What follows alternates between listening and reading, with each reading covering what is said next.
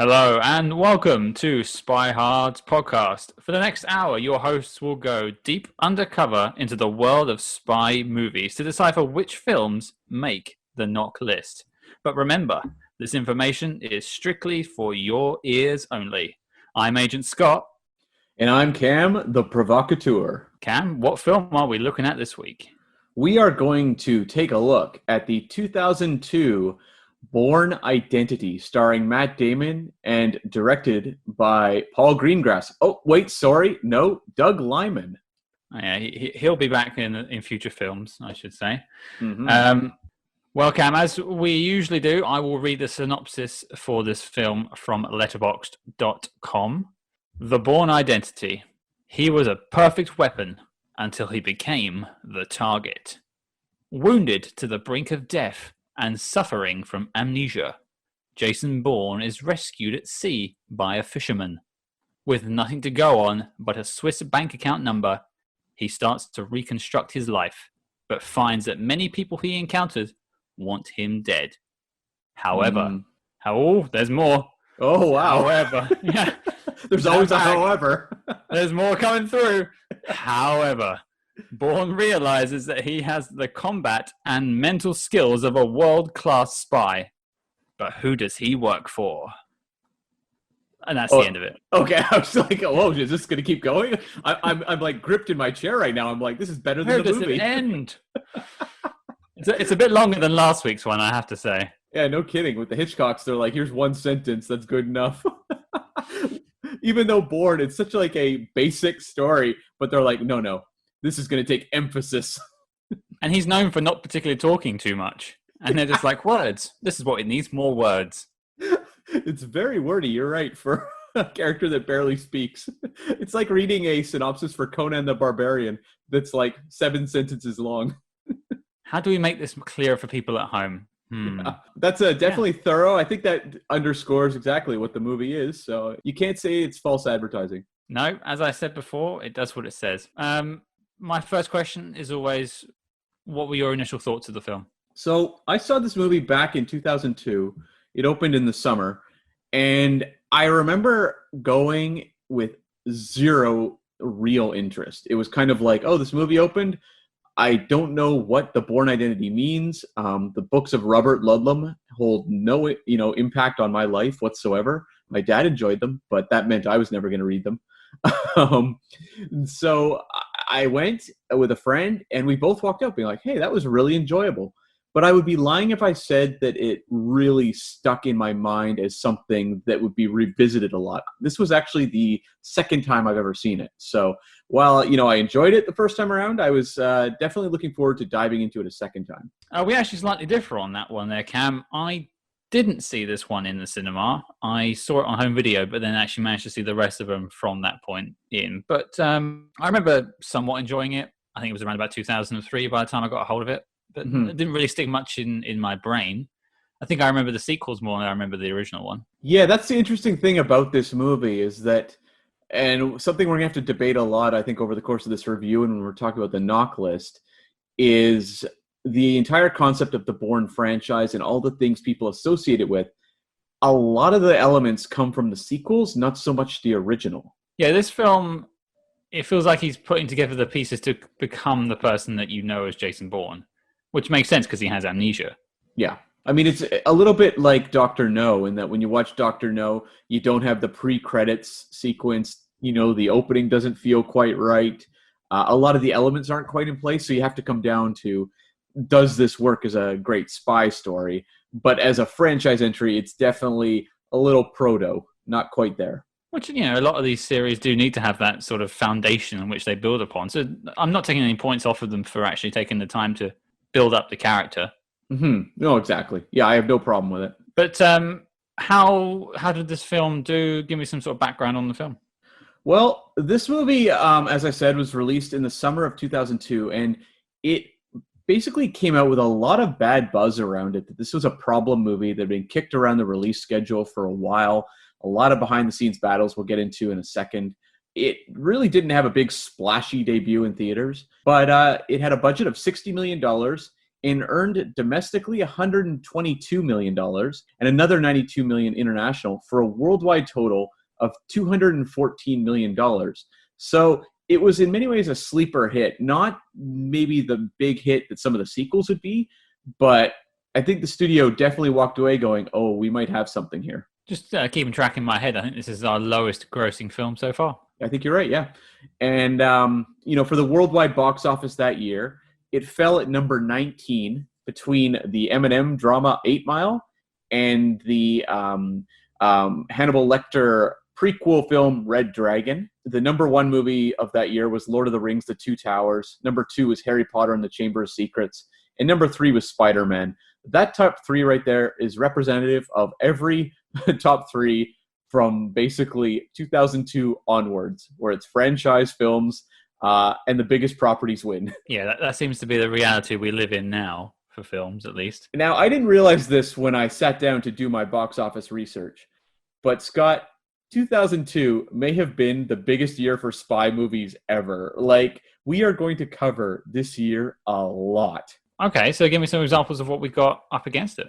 Okay, so what I'm going to do is I'll name the spy movies that beat the Bourne Identity at the box office. So we had Men in Black 2. We had Die Another Day. We had Austin Powers in Goldmember. And we had Triple X. And now you ask, what movies did Jason Bourne beat that summer? Well, he beat The Sum of All Fears, Spy Kids 2, Island of Lost Dreams, The Tuxedo. Yeah, I know, right? Heresy. The Tuxedo, Bad Company, I Spy, Undercover Brother, Confessions of a Dangerous Mind, which Matt Damon had a cameo in, The Quiet American, and The Truth About Charlie. That is a very stacked list of spy films for one singular year. It's insane. Really insane. That's some golden ones as well, not even just like whatever Z-list film. These are some top-line films. And even if they weren't movies that necessarily are remembered well, they're ones with big stars. Like The Truth About Charlie was like a Mark Wahlberg vehicle.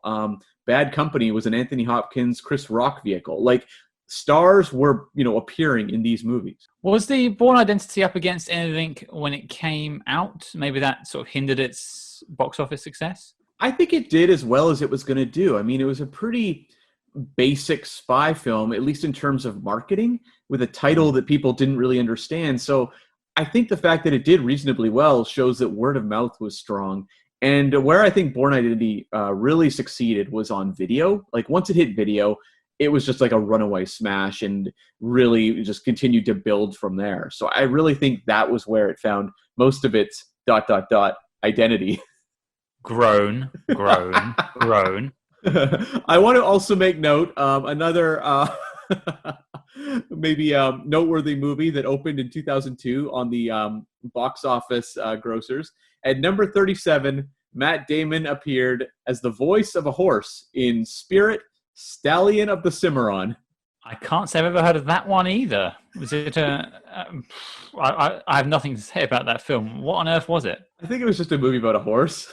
I never saw it. It was an animated movie. We'll cover it on our on our spin-off podcast, Stallion Hards. Stallion Hards. Oh, Lord. So, Cam, in the sort of primer, you mentioned there was some behind-the-scenes turmoil. What happened?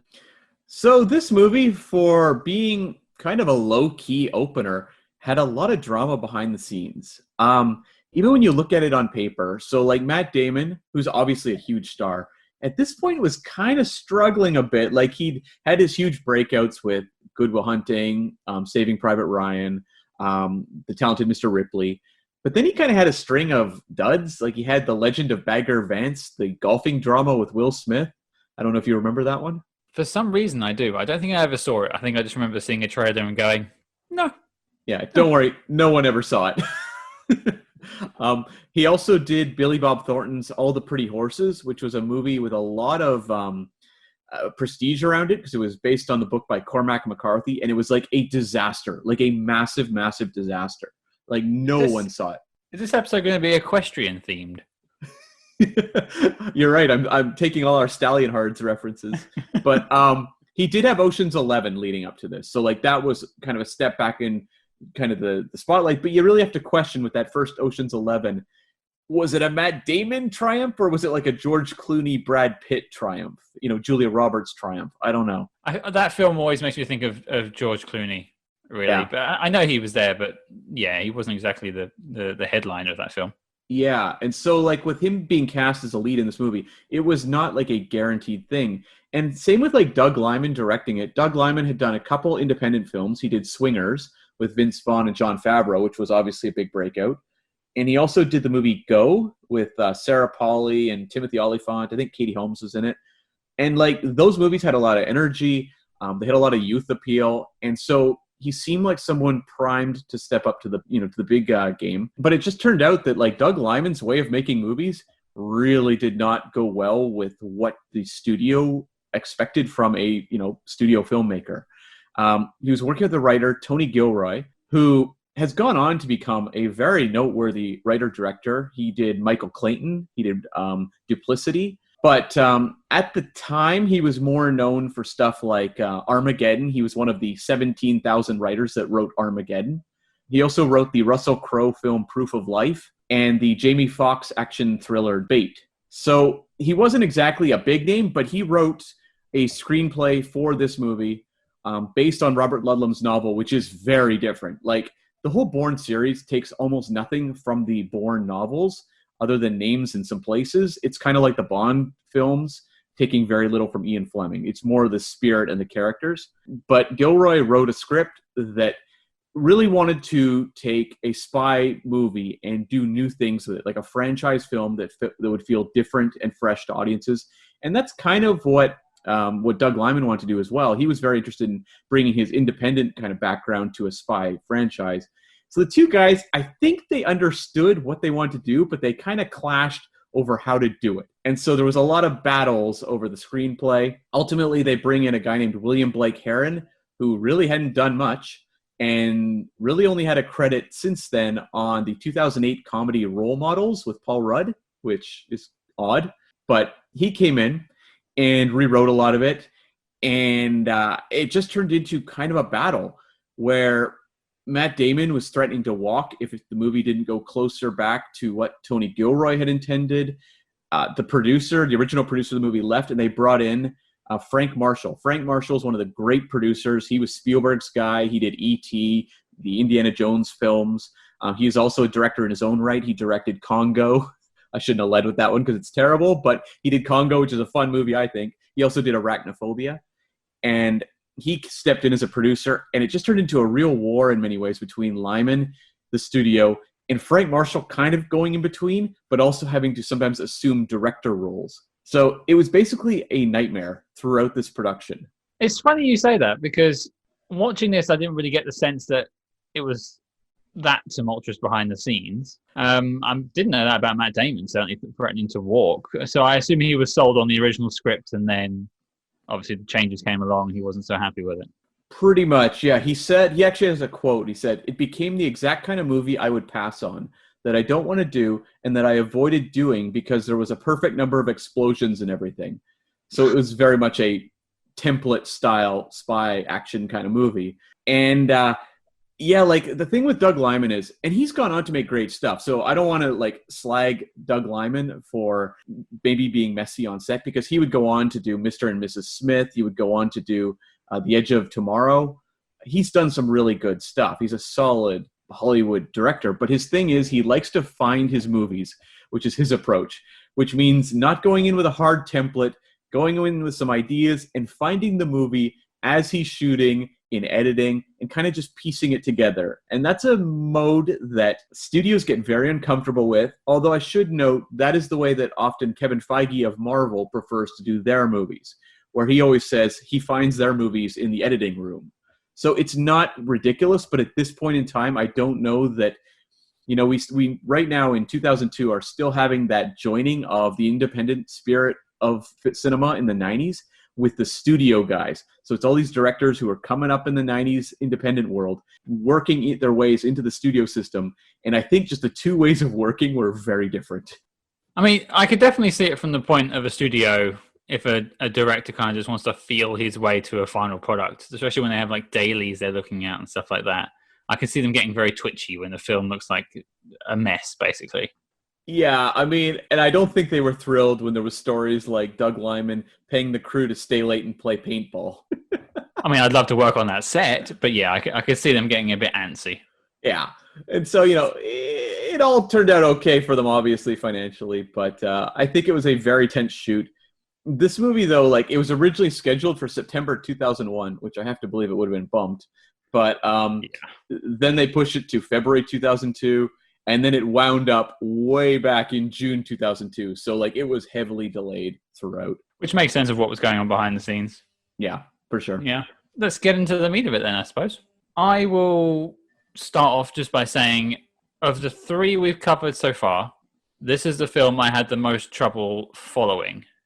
Not because I wasn't able to pay attention, it just wasn't keeping my attention. Right. I did enjoy watching this movie again. Like, I think this is a really solid spy movie, but I think when we talk about the NOC list, we're going to have some hard conversations about what constitutes a movie worthy of entry into the NOC list. Mm-hmm. I will say, like, a lot of the elements of the world of Jason Bourne I found very involving.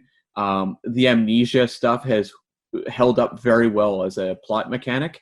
I think Matt Damon's fantastic, and we'll get more into performances and everything later. But for me, there's something about maybe the second half of this movie where I found there's a bit of a lull, but also you're right. Like, for a very basic movie, the plotting is sometimes overly confusing. And a lot of the talk, obviously, that I just had was about how Doug Liman likes to find his movies in the editing room. And I really got that sense a lot.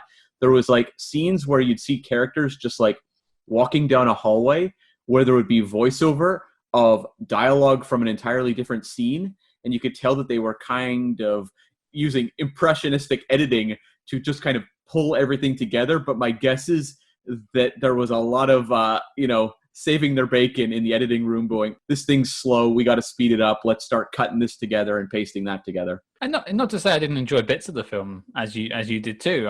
There were several sort of moments, several like the chase scene in the car, things like that.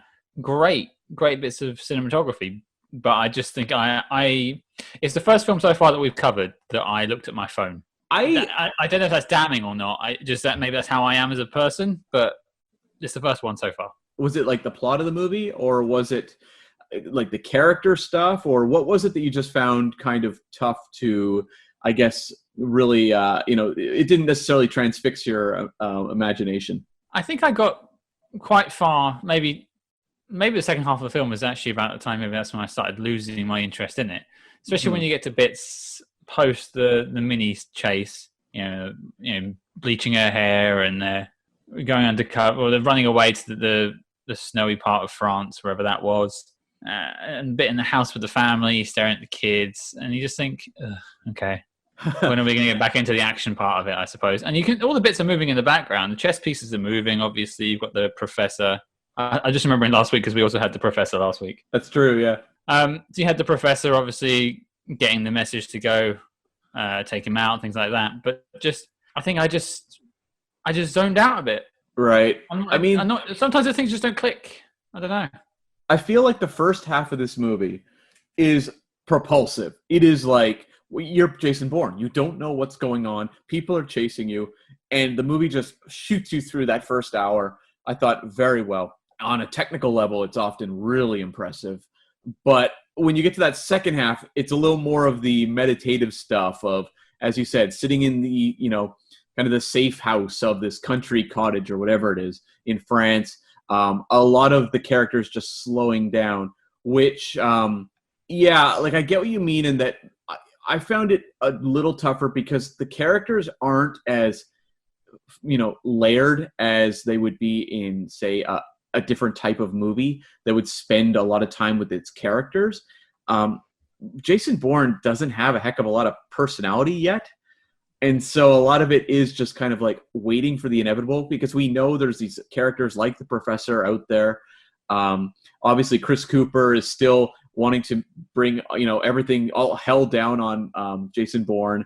But we're kind of waiting for them to basically set up their end game, but also kind of explain to the audience exactly what is going on behind the scenes and everything that led up to the circumstances that placed Bourne where he was at the start of the movie. Yeah, it was just for me, just a case of I didn't care a lot about everyone.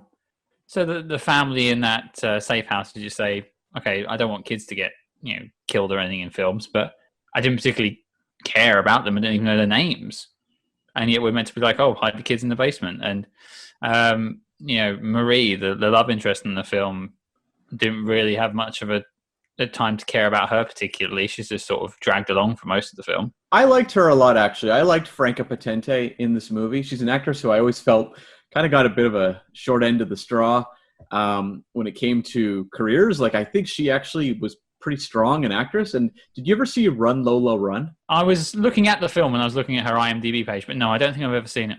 Like, it's a really fantastic German film that's basically all set to dance music, techno music, and it's basically her having to run to save her boyfriend.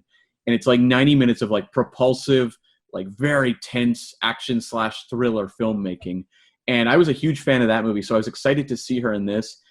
What I liked about her character is that I kind of buy her going along with this entire thing versus, like, say, some of the female leads in Bond movies where you go, I have real questions whether you'd be hopping on this mission. Well, I suppose at the start, she's offered the money. That makes sense. And then she's curious when they get to France. That makes sense again. But there's a bit where I just think you're clearly in danger at this stage. Why on earth are you still here? You've got the $20,000. I think it's when they're outside the train station in Paris. I said to myself, just go. Well, I mean, I think here for you. I think what works though is that, like, it's very clear that she's being hunted as well. And so you have that moment where the French authorities set up like a really clumsy sting to try and capture Jason Bourne. Don't get me started on that. Do not get me started on that. We'll get back to that. But she wants to take off. She's like, this is over my head. I got to get out of here. But Jason Bourne says, like, you can't. You'll get killed here. We have to get you to a safe place. So I think the thing is the movie keeps basically every time we start to go, this character should really take off, Jason Bourne basically tells the audience, she can't go yet. She's not safe. It's like it's like they can hear my thoughts. So the thing is, we're on the topic of the sort of the police in this film, and I just think there's a lot of sloppy work on that part. Especially, they just sort of casually walk up to the car when they know there's a guy who's wanted for murder, I believe, at this point. Mm-hmm. Three of them casually walking up, and they just seem like completely surprised when he just drives off in the plenty of room they've given him. I think, okay, you could do better than that, guys. It doesn't say a lot for France's finest. I mean, is it helped at all by the fact that we cut to Chris Cooper being like, what's going on over there with the police? I don't think it's helped by that fact. But then that's not the first time in the film where he slips by other agents or police with barely trying at all. Are we supposed to just take that, though, as underlining just how badass Jason Bourne is? I think that's how we're supposed to see it. Yeah. He certainly doesn't seem to break a sweat. And I suppose that plays into sort of earlier on in the film when he's sleeping in the park in Zurich. And the police wake him up there and he just takes them both down without even really thinking about it. Matt Damon is really good in this movie at these scenes where his superpowers or whatever come out, his spy powers. And he has the ability to demonstrate these like physical abilities or strategic abilities while also looking surprised at his own achievement. Yeah, I think that's actually kudos to Matt Damon on that one. There's several times in the film where he's just, you think of like earlier on in the film when he's talking to himself in the mirror on the boat in different languages, and he has no idea why he's saying it or how he's saying it, and you actually believe him. You really do. And I know a lot of the decision-making behind the creative direction of this movie was that they wanted to basically make an anti-Bond movie, a spy franchise movie that stripped away the artifice and sort of the cheekiness of Bond movies. And I think at this point, too, Bond was maybe starting to sag a little. This is after The World Is Not Enough, and maybe there was some thinking that we could do something different, and maybe Bond is getting a little tired. And I have to wonder, like, I guess I got a couple points, but the way that Jason Bourne is played by Matt Damon in this character, is this performance from Matt Damon like a cut above the type of performance we would see, say, as an actor as James Bond, maybe before Daniel Craig? Yeah, I would say it's certainly. You would almost say it's like a proto Daniel Craig, without maybe some of the cheekiness that he does pull off from time to time, and that is fine, and you enjoy that bit. But I missed the cheekiness. And I think that's totally fine. I think I said the same thing back in 2002. But I have to wonder, like with a character like Jason Bourne, it's so much is internal, and so much is just played out in very like brief flickers, in his eyes or in his expression, that it does feel like a much more subtle type of performance, obviously, but also a more nuanced type of thing that you would have to get across than an actor playing James Bond. I think Daniel Craig had the bar raised for him in terms of performance as Bond, but Jason Bourne does seem like a trickier job. I think this type of performance could be really boring. Really boring? As soon as I said that, I was like, yep, the boring identity. Yeah. That's it. I'm sure that's been written down somewhere before. I'm sure it has. But I like some of the actors considered for this, because Matt Damon wasn't the number one choice. Brad Pitt was, being discussed. He left instead to do Spy Game with Robert Redford. Russell Crowe was also considered as well. I think you needed to give this film to an actor with some chops. So I think Matt Damon is a good choice. And as you said before, it is more, contemplative in his approach. He's not like, Sean Connery or Roger Moore just chewing scenery his way through the film. So I'm glad they've got an actor with some clout behind it. So, I mean, is that sort of your feelings on his portrayal then? You're quite happy with what he did? I really was. Like, he had a man of action kind of mode that I thought was very satisfying to see realized. And when you see moments, like, for example, there's a scene early on, he's escaped from a consulate, or he's about to escape, and he's up on a fire escape, and he has a bag carrying money and passports and all that sort of stuff, and he drops it. And we have this scene where he just does this very graceful descent from this fire escape down to get his bag and to get away, that I really admired, because it's all played out very unflashy. Like, this movie does not have action that's flashy the way Bond action sequences are.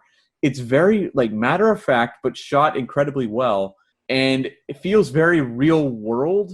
Like, even the locations, we spend a lot of time in like hallways, back alleys, just places that, like the Bond franchise, those locations don't exist. Yeah, you're right. It certainly does feel more down to earth in that regard. There isn't tons of explosions really at all, and it has that sort of gritty feel to it.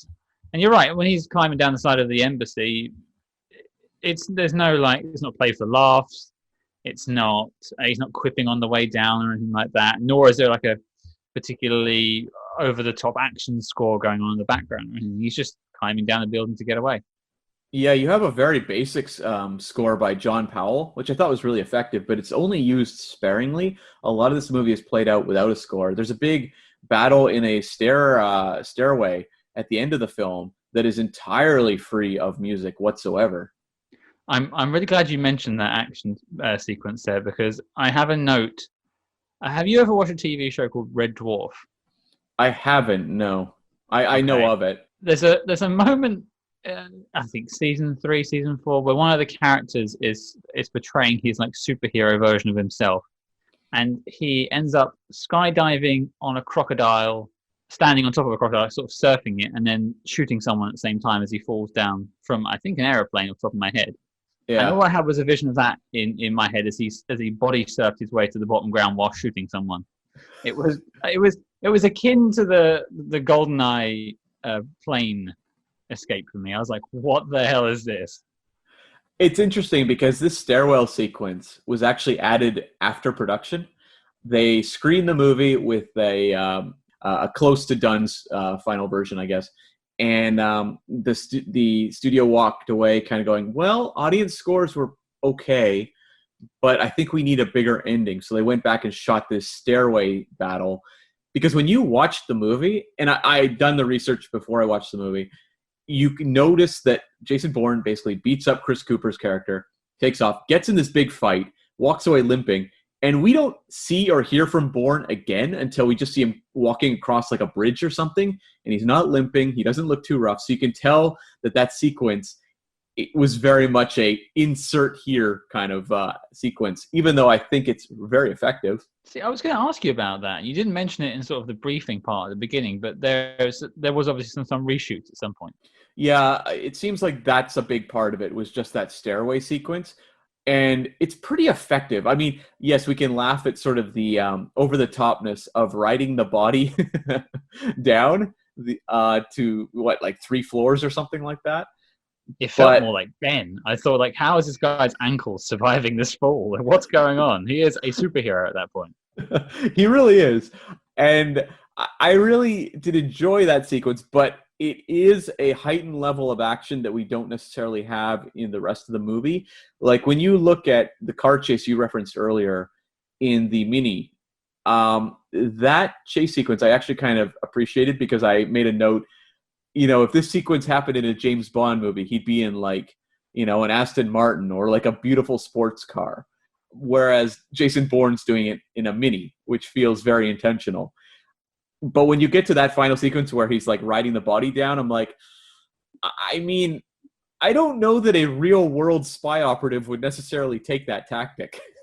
It certainly seemed like a bit of a gamble. But actually, that you didn't mention it, but was the very obvious use of green screen at the beginning and the end of the films also a use for those reshoots? Because those scenes were so jarring on my Blu-ray copy. Oh, what scenes in particular? I really didn't see them. So was it the beginning where Conklin is talking to Ward Abbott, I believe, when they're sort of debriefing him, and then there's right at the end where Ward is talking to, I guess, Congress or something like that. Okay. Where it is so clearly a green screen. It was jumping off of my television. And that's why I thought they were reshoots. It was so obvious that they were just sitting on a chair next to each other, and they green screened that sort of it's like a lunch hall, I think, at the beginning, and then obviously the conference room at the end. And I just thought, this is horrible CG work. I mean, it wouldn't shock me. I think there was some patching together on this movie, as I referenced earlier, the weird scenes of just like dialogue exchanges happening over just characters walking down hallways. It wouldn't surprise me if they were some inserts just to make the movie clearer. Because while I don't have anything against the Doug Liman approach to finding the movie throughout production and in editing, I don't know that that's the world's greatest approach when it comes to like a spy film that depends on plot points connecting. I mean, could you have seen Alfred Hitchcock doing the same thing for North by Northwest? No way. Alfred Hitchcock was notorious. Yeah, that's kind of a Hitchcock pun there. But was notorious for storyboarding his movies long in advance, and to the point where he actually did not enjoy production, because he would always say, I've seen this movie already. Like, now I'm just basically reliving it. Over and over and over again. Yeah, and the monotony of going every day to shoot, a shot of Cary Grant just running down a hallway and being like, yeah, I've seen this. I storyboarded it. I know what this movie is. And so Hitchcock would always kind of complain about that. But in this case, yeah, it does feel like maybe when they got to the end, there was a lot of missing pieces that they need to connect. Because while the overall thrust of the movie is very basic, I mean, very basic. Guy is stood up by his own government, on the run. They want to kill him to clean up, basically a job that they screwed up. That's very basic. That comes across in like a sentence or two. But there's a lot of details. There's a lot of scenes of Chris Cooper and Brian Cox talking about the various aspects of the job and Treadstone and various programs and all this sort of stuff that I remember began to annoy me as the franchise kept going. Here, it's actually pretty stripped down in comparison to some of the later ones. But at this point, even still, you have two characters who you could tell they were like, the audience is not going to be able to follow this. These two characters need to be explaining these things. And at least with sort of Cary Grant in North by Northwest, you bought that you were meant to be confused going through the film. You look at North by Northwest, where like a lot of the exposition comes, say, at that airport scene, where Hitchcock deliberately drowned out the audio with the airport noises, because he's just like, the audience doesn't care. It just allows the characters to exchange this information. Which is ultimately what you want, is your sort of main character to have an idea of what's going on so he can complete the story. Mm-hmm. Well, I've got one thing to say about Bourne before I'm done with him. I did I did understand his reaction a little bit. You remember the scene just after they've dyed Marie's hair? The Bourne hairdresser scene? Yes, the very long shot of him dyeing her hair, and even though I think most people could do it themselves with a self dye kit, but he's doing it for her. He's such a benevolent guy like that, you know. He seemed very good at it. Is this a sign that part of his training was as a hairdresser? Had he gone undercover at some point as a stylist? Yeah, so you're saying he was sort of pretending to be Zohan or something like that. He spent a few months undercover in New York in a salon. I mean, why not? Yeah, sure. He was very effective with just a pair of scissors and some dye. He got the job done, I suppose. But my gripe was what came afterwards. I think it was directly afterwards. You can correct me if I'm wrong. But then she leans in for a kiss. Yeah, it's around that point. That's the first full-on love scene for sure. Yeah. Okay. So when I was watching the film, she goes in for the kiss, actually. She goes in for the kiss, and he kind of freezes a little bit. And in my head, I'm going, oh, that's not what James Bond would do. And then I kind of took the mickey out of him, and she goes in to kiss him again, and he still kind of just sort of like stares at her blankly. And then on the third attempt, he actually kisses her back. Basically, I understood what he was going through because I've kind of been there before. So I have a story from my past, Cam. Are you ready to hear it? I am. Okay, I'm sorry to the person this also involves. I won't mention them by name, but if she's ever listening, I am truly sorry for this. So I was about 15. Let's go with 15. And let's remember that Jason Bourne at this point, has amnesia. In his head, he's never kissed a girl before. We can agree on that, right? Yeah, no, I buy that, yeah. Yeah. Now, I was around a female friend's house one evening, and we have been sort of flirting with each other, whatnot. And she goes in for the kiss. Now, I'm a 15-year-old boy. I like girls. A girl is kissing me. Your instant reaction would be like, this is a good thing, sure. Right? Sure, yeah. Logically, that would make sense. Scott, at the age of 15, however, decides to shout out, "What the hell are you doing?" Oh, wow. And then push her off me and proceed to walk out of the room. Wow. Now, looking back, I can understand what Jason was going through in that moment because you have no idea what's going on. It's kind of like a deer in headlights situation. And it kind of fight or flight. So I ran away, obviously. At least he stood his ground and then kissed her back after a little while. So I sort of identified with him. I Bourne identified with him. Well, and also, I mean, you look at where this character is coming from emotionally. I mean, he'd be very conflicted and confused. So I kind of buy that he's not necessarily leaping at this connection that, say, like, I don't know that I would say James Bond has a lot of emotional connections. James Bond's more of a leap before you look type.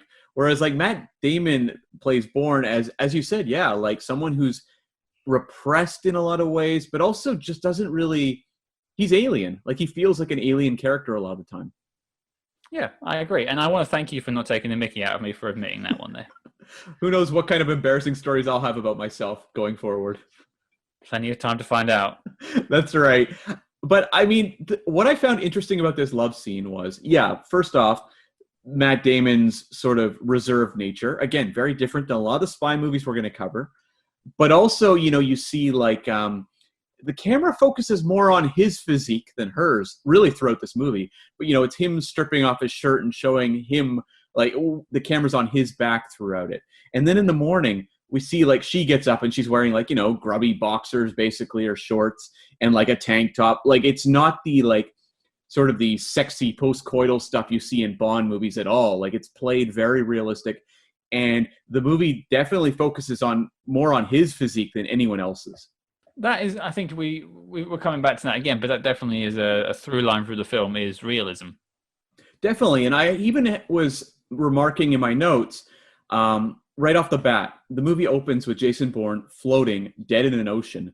This, boat, a fisherman pulls him in and is like pulling bullets out of his back and everything. And I wrote a note that just says, James Bond doesn't get shot. So right from the get-go, this movie is saying, this is not your ordinary spy. Yeah, he almost has to work his way back to the point of even being a spy. Exactly. And so I like how the movie managed to take the elements of not just the spycraft stuff, but also works in just human connection. So, like, for me, all that stuff really played well. Um, and so I kind of walked away satisfied in that regard, more so than I probably was the first time through. Yeah, it felt very grounded, I would say. I would agree with that. What did you kind of mentioned it earlier, but what did you think of the character of Marie? I really liked this character. I think we were at a point, you think about it, this character of Marie, who is a very different role actually in the book, much more of a damsel in distress type. They made her a much more interesting character in the film. I feel like this was in many ways a response to the Denise Richards Bond girl in The World Is Not Enough. And some of the Bond girls that have been criticized in the past as being very one note or kind of cartoonish. Marie feels like a real person. I loved, like full on loved, the scene after we have the big fight in the apartment, which I want to get back to. But she walks out of that just like stunned. Like she has the moment where the assassin like hurls himself out the window and she goes like, why would someone do that? And we see her being escorted out the hallway and she's throwing up. Like there was a realism to that character that I completely bought. And I think Franka Potente did a fantastic job grounding her in a way where we didn't sit there going like, this character is dumb, which happens so often in these types of movies where you are a tag along, both with female and male roles, where they're tagging along with someone in an action movie and you keep saying like, why is this character doing this? They must be really dumb. I could understand why she was doing the things she was doing and why she was reacting the way she reacted. I mean, apart from my blip, which I said I think she would have left earlier on in the film, and as you said, they did sort of do their bit to explain why she was sticking around. You don't have to accept that. Yeah, it is. The film is what it is. If that's the story it's going with, that's fine. Yeah. But otherwise, I think she was fine. I think she served the plot well. I had no problem with the performance. And I did quite like the fact that she reacted how a normal person would when they're seeing someone get, they're fighting with knives in a room in a place where she's never been to before. It's all completely alien to her. And then he throws himself out of a window. Yeah, and I mean, not only that, it's not only is there like a fight with an assassin in this room, the assassin like comes barreling through a window out of nowhere, firing a machine gun. Like it's a pretty hilarious submersion for her into the world of spydom. Yeah, I think I would probably look a bit concerned if someone jumped through my window right now with a machine gun. It's pretty amazing. And I like that she gets smarter and smarter as the movie goes in terms of how she should be operating, because when you get to the end where the Clive Owen character shows up on that family cabin or whatever it is, country home, Matt Damon says to Iman, I think is her friend, to get the kids into the basement and everything. And she's the one being like, yeah, we got to go. She understands what's about to happen and why it's important for them to get to safety. Yeah, you think by that point she's seen a little bit of shit. She's been driven at maximum speed around the streets of Paris, and there's a guy with a machine gun in the same room as her. Her world's turned upside down in a matter of a day, basically. I was curious, though, we talk about the Clive Owen stuff as well as the fight in the apartment. What did you think of like the hand-to-hand or shooting type action in this movie? Very different than James Bond action. That was probably one of the bits I actually enjoyed overall. I think the hand-to-hand combat felt realistic. It felt snug. It felt like you were there. You didn't lose track of who was who, which happens a lot in action films. It felt you could follow it through, which I liked, and it didn't feel like there was any wasted moves. And I mean, you have the introduction of the Bourne trademark of using household objects in his fights. You have the pen in this movie, which I thought was pretty well done.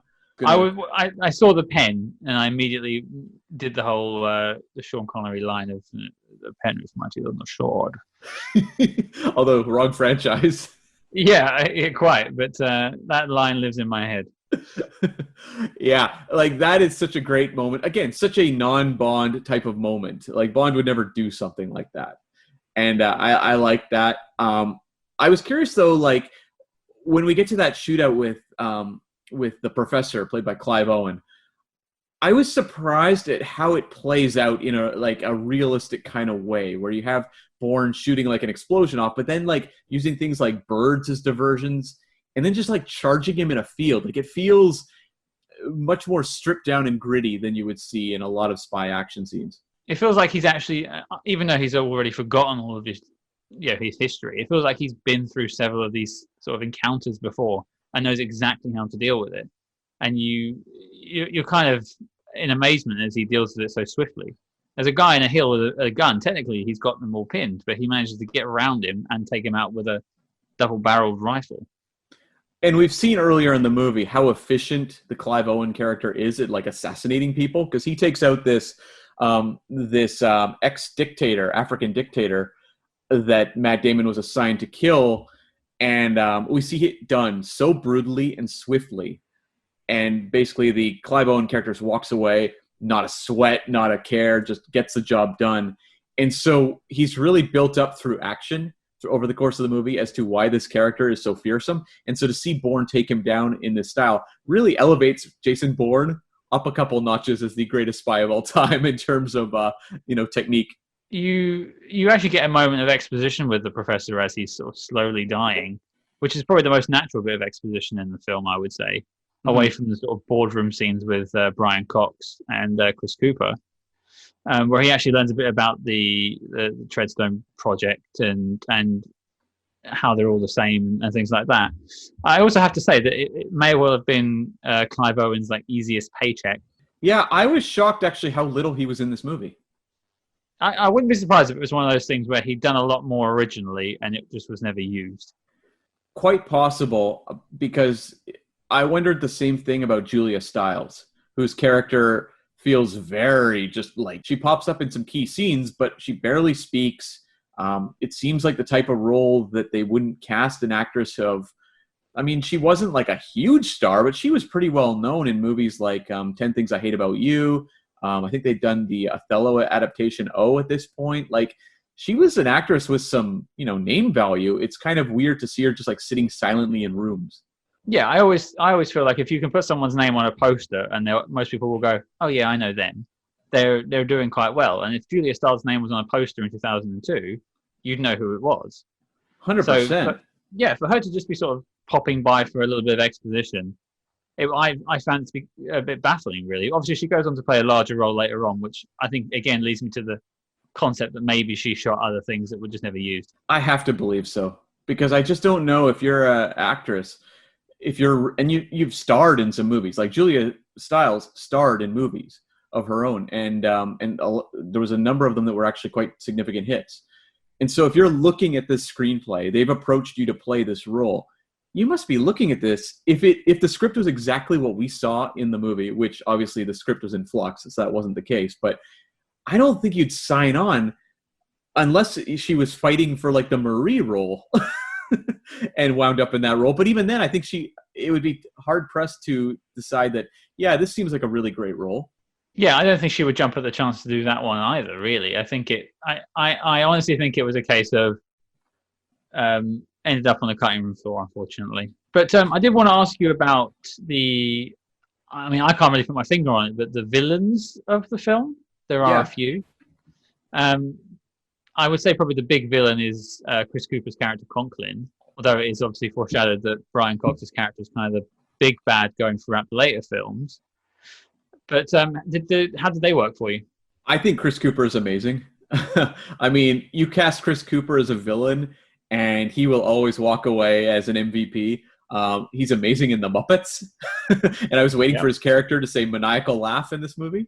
But if you're ever going to cast someone as a untrustworthy CIA guy who's trying to clean up his mess, Chris Cooper's great because he has that kind of sweaty desperation. He's got those kind of reptilian eyes. You buy him as a guy who would do cold things. Do you think we would cast him? Actually, do you think he could do a Russian accent if we need to recast Romanov in a GoldenEye remake? The only thing is, Oromov is such a bumbler that I don't know that I buy Chris Cooper as a bumbler. He seems very efficient. I feel like I've seen Chris Cooper behind a desk several times in several films. Oh, he's done it a couple times. Yeah, he's in another spy movie called Breach, which probably no one really remembers, but hopefully we cover at some point. It's a pretty solid movie. So would you say the main villain is Chris Cooper's character in this film? Yeah, I would say he's the main because you've got the trio of assassins running through the movie. Clive Owen's the most prominent one of them. You also have the ex-dictator played by Adewale Akinnuoye-Agbaje, He is more of a distraction. Like, you get the sense early on that he may be a major power player as a villain, but I think he's mostly there to kind of throw us off the scent a little bit, and his character is dispatched, as I said, by Clive Owen pretty quickly. Or potentially he had more and it was cut down. Either way. Could be. I mean, his role, though, is most important in what we see later in the flashback of the mission gone wrong, because he was Bourne's target that went wrong, basically, and wound up with Bourne getting amnesia because he went to assassinate the guy on his yacht, and his children were there. And I kind of appreciated that because we saw some foreshadowing of Bourne's connection to Marie's friend's children.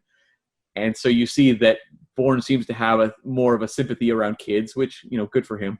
He's a good person. I don't know that some of the James Bonds would have that same sort of sensitivity.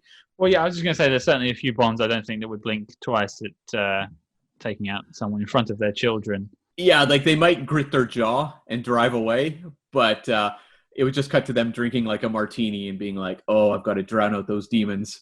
Whereas Matt Damon, you get the sense he has more of a moral line that he will not cross. It's just strange that it comes at the end of the film. Well, I mean, I guess that's the reveal. That's the thing, is that throughout the movie, they're basically teasing that we don't know what disrupted Bourne's programming or whatever, CIA training, what left him for dead. And ultimately, it's a moment of humanity and compassion, which you do not expect from someone who's trained as a, spy killer. No, I suppose it does a lot to humanize Bourne. As I say, I just found it a bit weird that one of the big developments comes at the end of the film. It's definitely a film I feel that it's meant to set up the sequels. Yeah, I agree. I don't think it ties up as a package at the end, particularly. You wouldn't have been happy, though, if the movie had just ended with him, like the franchise had ended with him just with Marie at that store by the beach or whatever? If they cut out the scene with Brian Cox's character at the end and then gone straight to the scene in Mykonos with the mopeds, I could maybe have seen it as a contained unit. But because they do that bit where he's talking about the next project, which is what they use in later films, and he's got away with it almost, you're kind of thinking, well, what about this bad guy? I mean, the thing is, they knew when they made this movie, they had 3 books, 3 Robert Ludlum books. There's more Bourne novels than 3, but Robert Ludlum only wrote 3 himself. After that point, they were taken on by ghostwriters using his name. So they knew they had those 3, even though they were taking nothing from those books in terms really of plots. They knew they had those titles and those brands. So I think there was definitely... I don't think this movie ends on, like, say, a cliffhanger where you need more, but they wanted to have those breadcrumbs there so they could continue if the movie was a hit. Sure. I can buy that. I suppose I'm just used to sort of sequelitis these days. Mm-hmm. And I kind of look for it now in films where they try and set things up, and I always feel happier when it feels like a self-contained unit. Right. Like, I am a fan of the Christopher Nolan approach where he shoots every movie to be the solo movie. Like when he made The Dark Knight, which is a sequel, he said, I'm not thinking about any sequels. I'm just shooting this movie. And I do dig that approach. I think a lot of the continuity between sequels, if it's handled really well, it's fantastic. But when it's kind of clumsy, it gets frustrating. And so, like, yeah, if you aren't necessarily digging the Brian Cox sort of setup for a potential sequel stuff at the end of this one, it could feel a little bit clumsy. Before we get to the point of talking about the list, I did just want to talk about a couple of the key sort of scenes in the film. I mean, we mentioned the mini scene and we mentioned the pen fight, as I wrote it down as. Yeah. But was there any other big scenes like that you enjoyed? There was just a little thing that made me laugh that I want to note. I'm glad you actually prompted me for this because I would have forgotten. But we see a scene in a Swiss bank, which I thought was a pretty tense scene, where Matt Damon goes in and he's going through his passports. And we see all his different aliases, because you have, obviously, Jason Bourne. You also have, John Michael Caine, which is his alias that plays a bigger role in the movie, where Caine was booked into hotels and everything they investigate. But I had to laugh when I saw his Canadian passport. Being a Canadian myself, I'm like, what kind of awesome name is Jason Bourne using when he's in Canada, and that name is Paul K.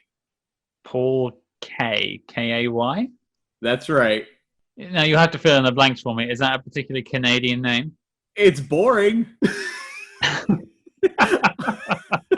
Oh, critical of his own people there. I mean, I'm not saying we're boring. I'm saying, like, it's like the movie's like, he's got to have an awesome name in America. Jason Bourne is a killer name. I'll give John Kane some badass points as well. But Paul K?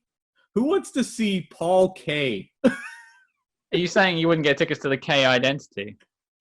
No. When you say K, now I just think of like Kmart. Or like a older woman's name in the 80s, like on a sitcom. Like Vera K or something like that. Or just a first name K, yeah. Oh, right, okay. It's not a name you hear much anymore. But yeah, Paul K, I was like, come on, guys, give us something. Give me a bone here, come on. And I don't know that Paul's the most exciting name either for a super spy. He follows up with Michael Caine, though, so he's kind of got that going for him. I guess, yeah. The only other thing I quite liked was actually during the staircase descent before he does the person riding to the bottom. Mm-hmm. I did find it quite badass when he gets that silenced pistol and shoots it upside down. Oh, that was awesome. Yeah. I just think like, yeah, okay, pretty badass here. I just love any scene where he operates really efficiently. Like, I like the scene even when he's in the diner with Marie and sizing up the entire room and how everything works. You know, I know to go to this car to get a gun. I know that, you know, the guy at the bar, you don't mess with him. I like that he can size up rooms, and I love any scene where he walks in and looks around because you instantly in your head start going, he's doing all the things he said he could do. Hey, I wouldn't say that checking your exits is necessarily a spy thing. I know I always check my exits, but that's mostly so I could avoid social situations. I'm mostly just an idiot bumbling through life. I think that's the third week in a row you've said that now. That'll be another theme of the show. We know I'm bad at accents and apparently checking my exits. Add that to that list, the cam list, I guess. I have a question for you, though. There's a scene where they're driving and Marie asks Bourne what kind of music he likes, and he can't remember. Here's my question to you. It's 2002. What kind of music does Jason Bourne like? Oh, what a question. Okay, so 2002, Jason Bourne, pretending he hasn't got amnesia in this case. So what does his CD collection have? I get the suspicion that he likes to wear a lot of black and listen to a lot of screamo. Right. So sort of My Chemical Romance, that sort of thing. Like he's so hyper confident in his life when he's outside, you know, being a secret agent and whatnot, that when he gets home, he just wants to let all his emotions out. Sure. Did you ever see the movie Euro Trip? I unfortunately did see that film, yes. But you remember Matt Damon doing the punk rock song number in that as a cameo? Hey, do you want another relationship story of mine, Cam? I don't know if I do. Oh, boy. So that film came out, right? Yeah. And my family rented it on VHS, I imagine, at that point from Blockbuster. And literally a couple of weeks before that, I had broken up with my girlfriend at the time because she had cheated on me. Right. And there's that song, that Matt Damon sings. Scotty doesn't know. Scotty doesn't know. I'm like, what are you doing to me, parents? What are you doing? Really cool. That is emotionally scarring. I regret now bringing up the movie Euro Trip for a multitude of reasons, primarily that one. I didn't need to go back there, Cam. I'm still sore from this, all right? But my point was, Matt Damon in that movie, you think Jason Bourne is like that at home singing to his screamo music. Absolutely. I think he's got like himself a little disco ball set up or something like that with a microphone stand so he can really go for it. Sure. I did appreciate how bare his apartment was. That's something I like in spy movies where we see their apartments and they're nice, but they're like empty. Well, that seems to be all he does in his spare time is pull-ups and you know, lifting weights. I mean, the first thing he does when he gets, you know, out of the ocean and puts a jumper on, starts doing pull-ups. That's why he's Jason Bourne, and we're us talking about Jason Bourne. You couldn't be more right. Yeah. But that does lead me on to the inevitable question, Cam, and I'm sure you've been waiting for it, but does the Bourne Identity make the NOC list?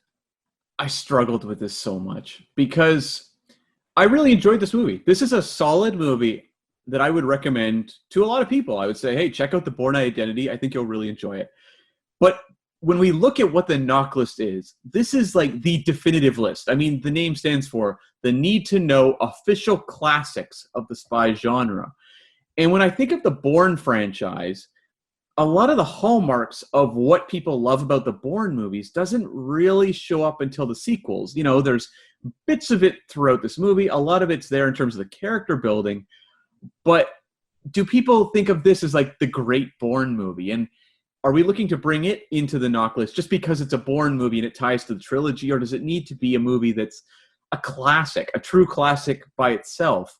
So my answer is a very mild no. I would still recommend this movie to people as a movie to watch, but I just don't think it's quite up there with what we look to put in the NOC list. I'm really glad you said that, actually. I had it written down as no with an asterisk. And I have a feeling that your issues with it are around about the same as mine. It's a good film. I would recommend it to people, as you said, but I don't think it's a good spy film. Particularly, I wouldn't put it up there with the last two that we've definitely put on the list. I have a feeling that maybe some of the other Bournes down the road might have a better shot at making the list, because for most of this film, he's not even really acting as a spy. He's maybe the first half of the film. I think he's just sort of figuring out what's going on. You know, knowing as we do where the franchise goes, like I can completely see some of the other ones being maybe easy ins on the NOC list. It's been a long time since I've seen them, so I'm not going to commit myself to that, but I'm open to that being the reality. Whereas like this one, I just was like, I don't know that this is quite the bar. Like, I love the Bond franchise, and it's going to be hard for me to shoot some of them out of the NOC list, but a lot of them are not going to make the NOC list, I don't think, because they don't hit a bar. Like, this is the canon of spy films. And is the Bourne Identity a canon film? I don't think so. I think when you talk maybe about action movies of the 2000s, it's very important. And I think had a significant influence on, say, Casino Royale. Although I, again, don't know how much of that has to do with this movie or the Bourne Supremacy, which followed a couple years later. So we're going to have to grapple with that later. But for now, I don't think the Bourne Identity belongs on this list. So are we both going with a no then? Yeah, mine's a very mild no, but yeah. Okay. I think that's settled then. The Bourne Identity is not making the list. That's our first miss after two very successful hits. How does it feel to have a miss, Cam? I think we need misses to help our listeners understand why the ones that make it in are so important. And I think, you know, North by Northwest especially is one that I feel very strongly about. And GoldenEye, I think, was a very great example of a very well put together James Bond picture. So, yeah, we definitely picked two strong ones to start off with. And again, as we said when we were saying about whether it's on the list or not, The Bourne Identity is a good film. I would tell people to watch it if they were talking about maybe watching the Bourne films. I'd say, hey, they're good films. But I don't think this makes the NOC list. I don't think it's the best spy film out there. Right. It's a list for movies that we think are great, not really, really good. Mm-hmm. Mm-hmm. Yeah. And so, yeah, I did struggle with it, though. Believe me, after I finished watching it, I was just like, I really enjoyed watching this movie, but I don't know. Like, it just doesn't feel right. I as I said before, it didn't really grab me anyway. That's one thing. But I went back and watched it again today before we recorded to see if my thoughts had changed after a couple of days. And it was still on that tentative no. So when you came across with a no as well, I think I was sort of on board from that point. Right. But with that revelation, the dossier on the Bourne Identity is complete and filed as classified. So Cam, what film are we tackling next week? We are going to take on the 2015 adaptation, big screen adaptation, of The Man from U.N.C.L.E., starring Henry Cavill and Armie Hammer, directed by Guy Ritchie.